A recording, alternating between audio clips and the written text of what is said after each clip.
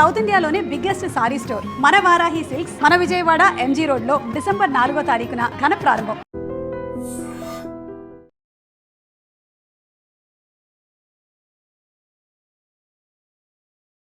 నేను ఉదయశ్రీ. ప్రెజెంట్ మనతో ఉన్నారు అడ్వకేట్ నాగేశ్వర్ పూజారి గారు. ఇటీవల రాజు వెడ్స్ రాంబాయ్ సినిమా ఆయన సమర్పించడం జరిగింది. అది హ్యూజ్ సక్సెస్ అయింది. మరి ఈ సందర్భంగా ఆయనతో మాట్లాడదాం. హలో అండి, welcome to our studio. First of all congratulations, super hit. అసలు ఎక్స్పెక్ట్ చేశారా? ఇది ఎక్స్పెక్ట్ చేయలేదు, అంత హిట్ అయితే ఎక్స్పెక్ట్ చేయలేదు, కానీ ఒక మంచి సినిమా అవుతుందని మాత్రం ఎక్స్పెక్ట్ చేసినాము. కానీ ఈ లెవెల్లో ప్రేక్షకులు ఆదరిస్తారని అయితే ఊహించలేదు. ఓకే, మీరు ప్రెజెంట్ చేసిన ఫస్ట్ మూవీ కదండి? అంటే అంతకు ముందు కూడా మీరు సినిమాలు చేశారు, కానీ సినిమాలు ఏం చేయలేదు. అంటే సినిమా ఇండస్ట్రీతో పరిచయాలు అంతే. అంటే ప్రత్యక్షంగా దీంట్లో ప్రజెన్స్ అని దీంతో స్టార్ట్ అయింది. ఓకే, సో మీరు కూడా ఇప్పుడు ఒక వన్ ఆఫ్ ది ప్రొడ్యూసర్స్. ఇటీవల ఐబొమ్మ రవి గురించి మనందరికీ తెలిసిందే కదా. ఆయన ఇప్పుడు ప్రజల్లో మాత్రం ఎవరెవరైతే పైరసీ సినిమాలు చూసారో వాళ్ళకు మాత్రం ఆయన ఒక హీరో లాగా కనిపిస్తూ ఉన్నారు. బట్ మీరు ఇండస్ట్రీలో ఉన్నారు కాబట్టి నాకు తెలిసి ఆబ్వియస్లీ మీరు ఇది యాక్సెప్ట్ చేయరు. ప్రజలు ఏ విధంగా ఫీల్ అవుతున్నారో మీరు ఆ విధంగా ఫీల్ అవ్వరు.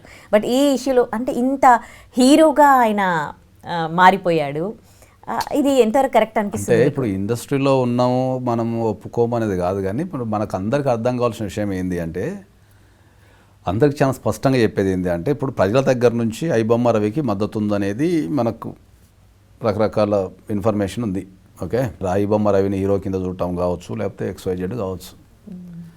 కానీ ఇప్పుడు వీళ్ళందరికీ అర్థం కావాల్సిన విషయం ఏంటి అంటే, సరే సినిమా రేట్లు పెరుగుతున్నాయి, లేకపోతే సినిమా టికెట్ల రేట్లు పెరుగుతున్నాయి, సామాన్య ప్రజలు చూడలేకపోతున్నారు అనేది ఏదైతే ఈ ఐబొమ్మ రవిని సపోర్ట్ చేసేటంతా వాదించే వాదన. ఓకే, ఇప్పుడు నేను ఏం చెప్తా అంటే ఏంటంటే, ఇప్పుడు టెక్నికల్గా చూసుకుంటే ఐబొమ్మ రవి చేసింది అనేది 100% తప్పే. ఎందుకంటే మన దేశం ఉంది, దేశానికి కొన్ని చట్టాలు ఉన్నాయి, వాటిని పాటించాల్సిన బాధ్యత దేశంలో ఉన్న పౌరులందరికీ ఉంటుంది. ఓకే, సో ఇప్పుడు మీకు సినిమా టికెట్ రేట్లు పెరిగినాయి, మీరు సినిమా చూడలేకపోతున్నారు అనుకున్నప్పుడు మీరు ఒక మంచి పని ద్వారా మీరు సినిమాలు చూడటం మానేసేయండి. ఒక 2 సినిమాలకో 3 సినిమాలకో మీరు సినిమాలు చూడటం మానేస్తే తీసేవాళ్ళు ఆలోచించుకుంటారు కదా. కరెక్ట్, సింపుల్ లాజిక్ కదా. మీరు స్వచ్ఛందంగా ఒక 2 సినిమాలో 3 సినిమాలో చూడటం ఆపేస్తే తీసేవాళ్ళు ఆలోచించుకుంటారే మా సినిమాలకు రావటం లేరు, టికెట్ల రేటు పెరగడం ద్వారా రావటం లేరు, లేకపోతే ఇంకో ద్వారా రావటం లేదు, ఇంకో ద్వారా రావటం లేదని చెప్పేసి వాళ్ళు రియలైజ్ అవుతారు. దాని బదులు మీరందరూ ఏం చేస్తున్నారు, ఒక ఇల్లీగల్ యాక్టివిటీని ప్రోత్సహిస్తున్నారు. మీరు సమాజానికి ఏం మెసేజ్ ఇస్తున్నారు అంటే, దొంగతనాలు చేయాలా, దోపిడీలు చేయాలనేది మెసేజ్ ఇస్తున్నారు మీరు. అంతే కదా. అంటే దొంగతనంగా సినిమాలను డౌన్లోడ్ చేసుకొని మీరు పైరసీ వీడియోలు చూడాలా అనేది మీ హక్కు కింద ఫీల్ అయిపోయి మీరు దాన్ని ప్రజలలో ప్రోత్సహిస్తున్నారు. అంటే వీళ్ళు మమ్మల్ని దోచుకుంటున్నారు సినిమా టికెట్స్ త్రూ, మేము వాళ్ళ సినిమాలు. అదే దోచుకోవడం అనే పదానికి ఒక అర్థం ఉంటుంది మేడం. దోచుకోవడం అంటే ఏంది, మీ ఇంటికి వచ్చి నీ ఇంట్లో జేబుల నుంచి పైసలు గుంజుకుంటే దోచుకోవడం అంటారు. వాలంటరీగా చూడటం చూడకపోవడం అనేది నీ ఇష్టం అంటున్నా నేను. నిన్ను బలవంతంగా అయితే ఎవరైతే నేను వచ్చి సినిమా చూడమని చెప్పరు కదా. నీకు ఒక ఇంట్రెస్ట్ ఉంటుంది, ఒక వ్యాపకం ఉంటుంది. సినిమా అనేది అందరికి అవసరం. ఎందుకు అంటే మనిషికి ఉల్లాసాన్ని ఇచ్చేది, ఆనందాన్ని ఇచ్చేది, మనకు జర స్ట్రెస్ ఫ్రీ చేసేది. ఒక పాట వినడం ద్వారానో ఒక సంఘటన చూడటం ద్వారానో మనం ఉత్తేజపడతాం. కాబట్టి సినిమా అనేది నేను అవసరమని నేను ఒప్పుకుంటా. కానీ ఇప్పుడు సినిమా అవసరం అని చెప్పేసి ఇప్పుడు మీకు ఉల్లిగడ్డ ధరలు పెరిగినాయి అనుకుందాం, ఏం చేస్తారు అప్పుడు? ఉల్లిగడ్డ వాడకం తగ్గించుకుంటాం, అంతే కదా. అంతే, లేదనుకో గవర్నమెంట్ మీద ఏం చేస్తారు, ప్రెజర్ చేస్తారు, అంతే కదా. అవును, మరి దొంగతనాలు ఎందుకు చేయరు దానికి? అవును, చేయరు. కరెక్ట్. అంటే నేను ఏమంటా, మనము ప్రజలకి మనం పోరాడే విధానాన్ని ఒక మంచి వేలో నేర్పాలి అంటే నేను.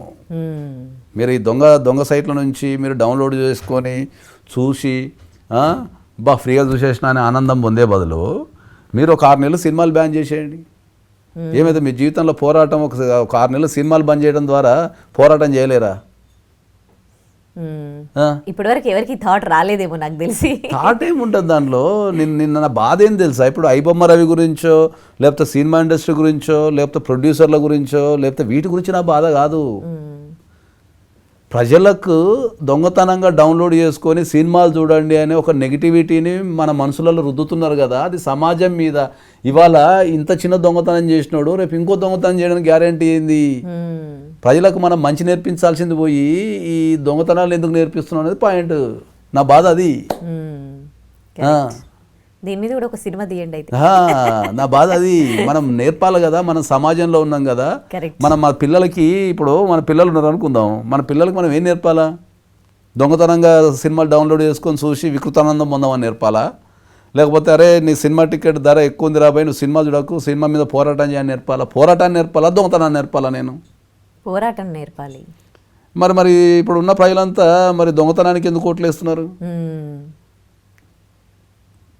అరే సినిమా అనేది అవసరమే, కానీ అది చచ్చిపోయేంత అవసరమేం కాదు అది. కరెక్ట్. ఓకే. సో రకరకాలు మనం ఇప్పుడు మనం మాట్లాడే టాపిక్ పెద్దగా అయిపోతుంది, కానీ ఏమంటాం దానికి? సినిమా ఒక్కటే ప్రజల్ని హాని చేస్తుందా? సినిమా ఒకటే ప్రజల్ని హాని చేస్తుందా? ఆల్కహాల్ హాని చేస్తాం లేదా? సిగరెట్స్ హాని చేస్తాం లేవా? గుట్కాలు హాని చేస్తాం లేవా? ఆల్కహాల్ రేట్ ఉంటే మరి ఇది తెల్లవాళ్ళు మరి మీరు బాటిల్లో 1000 రూపాయలు 2000 3000 ఉంటే కొనుక్కొని తాగుతున్నారే రోజు. ఆరోగ్యాన్ని ఖరాబ్ చేసుకొని ఆల్కహాల్ తాగి ఆరోగ్యాన్ని ఖరాబ్ చేసుకొని అది అది అది మీకు ఆనందాన్ని ఇస్తుంది, సపోర్ట్ కొడతారు, అందరిని ఎంకరేజ్ చేస్తారు. కానీ ఒక 2.5 గంటల సినిమాని ఒక ప్రజల మధ్యలో కూర్చొని ఒక 2.5 గంటలు థియేటర్ ఎక్స్పీరియన్స్ చేసినప్పుడు ఒక 500 300 టికెట్ రేట్ అంటున్నారు కదా. టికెట్ రేట్ ఎంత ఉంటుంది మేడం? 150. ఎంత ఉంటుంది నాకు తెలియక అడుగుతాను నేను జనరల్గా. ఫ్యాన్స్ ఇప్పుడు మనకు స్టార్ హీరోల టికెట్లు అయితే ఒక 1 days 2 days అవేమో ప్రీమియర్ షోలను అవేనో 1000 రూపాయలు 1500 ఏదో పెడుతున్నారు. అది క్రేజ్ ఉంటుంది కాబట్టి ఆ క్రేజ్ ఉన్న వాళ్ళు చూస్తారు. యావరేజ్ టికెట్ రేట్ ఎంత ఉంటుంది నాకు తెలిసి? ఇప్పుడు సినిమాలు ఎన్ని రిలీజ్ అవుతున్నాయి? ఒక తెలుగు సినిమాలు నాకు తెలిసి ఒక 300 సినిమాలు రిలీజ్ అవుతాయి ఇండస్ట్రీలో.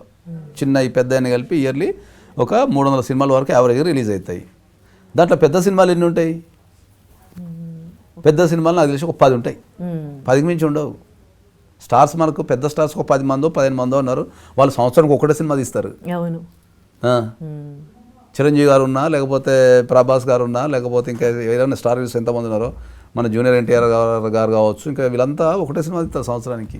అల్లు అర్జున్ గారు కావచ్చు, వీళ్ళంతా స్టార్ హీరోస్ అంతా ఒకటే సినిమా తీస్తారు. ఓకే. ఆ 10 సినిమాలు మినహాయిస్తే, ఓ 10-15 సినిమాలు మినహాయిస్తే మిగతాది 90% ఆఫ్ ద సినిమాలు నార్మల్ రేట్సే ఉంటాయి. ఇప్పుడు దీన్ని అనాలిసిస్ ఎవరు చేయాలా?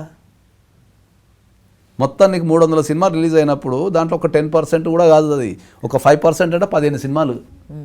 మన స్టార్ హీరో సినిమాలు ఎప్పుడు రిలీజ్ అవుతాయి? సంక్రాంతికో, దసరాకో, దీపావళికో, సమ్మర్లలో అప్పుడే రిలీజ్ అవుతాయి. మిగతా సినిమాలన్నీ టికెట్ రేట్లు నీకు అనుకూలంగానే ఉంటాయి. 200 రూపాయలు ఉంటుంది నాకు తెలిసి మ్యాక్సిమం. ఈ రోజులలో నువ్వు ఒక బిర్యానీ తిన్నా కూడా 200 రూపాయలు అవుతుంది. నేను అనేది ఏంటి అంటే, అందరికీ చాలా స్పష్టంగా చెప్పేది ఏంటంటే, మనము మంచిని వ్యాపొందించాలి. పోరాటం అనేది ఒక మంచి పద్ధతిలో చేస్తే ఆలోచించేసే పోరాటం చేయమని చెప్తున్నా జనాలకు నేను. మంచి మెసేజ్. దొంగతనం చేసి మనం దొంగతనంగా చూసి ఆ వికృతానందం పొంది మనం దొంగతనాలకు అలవాటు పడే బదులు నువ్వు ధైర్యంగా నిలబడి మీరు బ్యాన్ చేయండి సినిమాలను. ఒక 6 నెలలు ప్రతిజ్ఞ చేయండి, నేను 6 నెలలు నేను సినిమాకు పోను, లేకపోతే ఒక 1 year సినిమాకు పోను ప్రతిజ్ఞ చేయండి. థియేటర్లని ఖాళీగా పెట్టేసేయండి, కథం.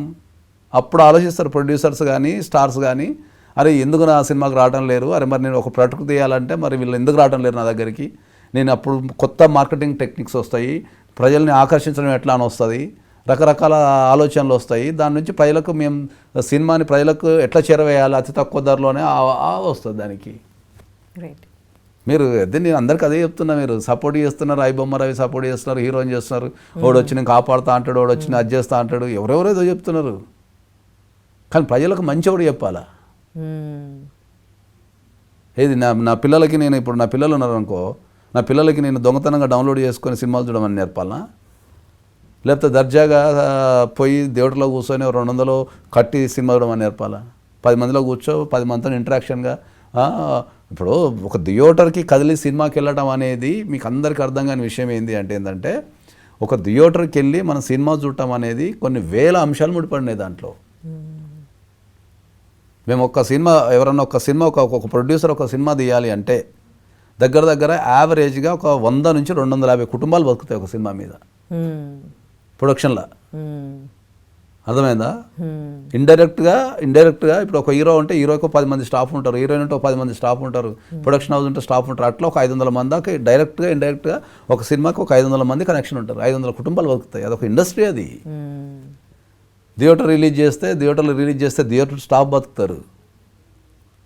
ఓకే, తర్వాత ఇంకా XYZ చాలామంది డిస్ట్రిబ్యూటర్లు బతుకుతారు.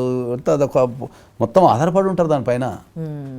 మీరు అన్నది నేను ఎప్పుడు కూడా థియేటర్లో రేట్లు పెట్టి చూడండి అని చెప్తానులే. నేను పోరాటం అనేది మీరు నిరసన ద్వారా మీరు వ్యక్తపరచండి తప్ప డౌన్లోడ్ చేసుకునే వాళ్ళని ప్రోత్సహించకండి అని చెప్తున్నా నేను. కరెక్ట్, మంచి మెసేజ్. నువ్వు పోరాటం చెయ్యి, నువ్వు సినిమా ఇండస్ట్రీ మీద పోరాటం చెయ్యి, నీకు హక్కు ఉంది. ఎట్లా? నువ్వు నిరసన వ్యక్తం చెయ్యి, సినిమాని బ్యాన్ చెయ్యి, సినిమాకు పోకు.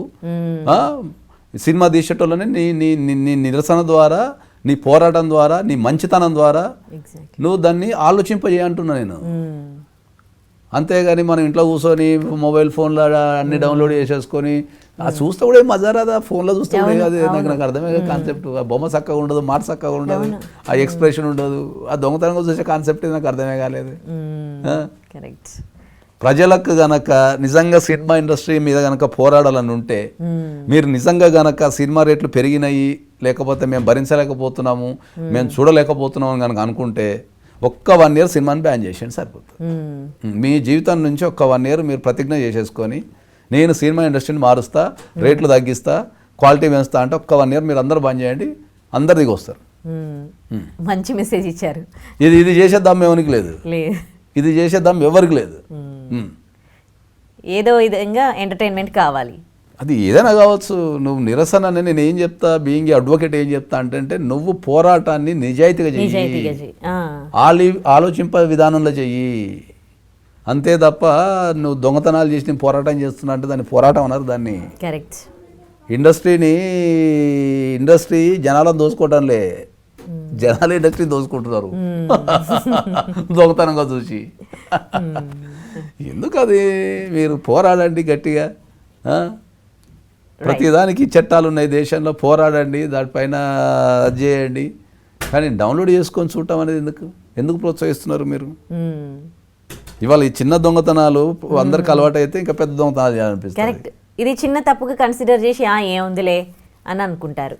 తప్పది. నేను ప్రజలందరికీ చెప్పేది ఏంటి అంటే, మీకు సినిమా ఇండస్ట్రీ మీద కనుక ఏమైనా కంప్లైంట్స్ ఉంటే న్యాయపరంగా పోరాడండి, నిరసన వ్యక్తం చేయండి, ఒక ఉద్యమాన్ని తీసుకురండి తప్ప మనము నేరాలు చేసిన వ్యక్తులను ప్రోత్సహించదని చెప్తాను ఎప్పటికీ. రైట్, మంచి మెసేజ్ ఇచ్చారు. థ్యాంక్ యూ అండి. And for more videos, Please subscribe to iDream. Please subscribe to iDream. Please subscribe iDream. And please subscribe to iDream. For more videos, subscribe to iDream. please like, share and subscribe to the channel. Congratulations, iDream. Subscribe to iDream. Subscribe to iDream. So subscribe to iDream Media. iDream ki iDream team andarki huge congratulations. Please subscribe iDream Media. Please subscribe to iDream. Subscribe iDream. Please subscribe to iDream.